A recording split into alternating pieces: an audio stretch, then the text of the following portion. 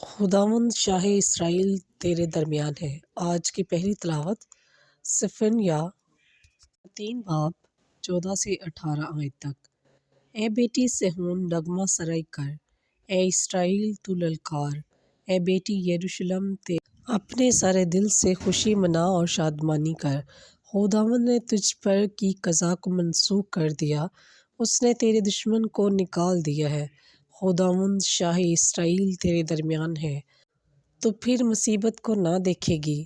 اس روز یروشلم سے کہا جائے گا کہ اے صہیون خوفزدہ نہ ہو، تیرے ہاتھ ڈھیلے نہ ہوں۔ خداوند تیرا خدا تیرے درمیان ہے اور قادر ہے کہ نجات دے۔ وہ تیرے باعث خوش ہو کر للکارے گا، وہ چپکے چپکے محبت رکھے گا۔ وہ گویا عید کے دن تیری خاطر شادمان ہو کر رقص کرے گا۔ جو تجھے ضرب لگاتے تھے میں انہیں تجھ سے دور کروں گا، وہ تجھ پر بوجھ اور باعث ملامت رہے تھے۔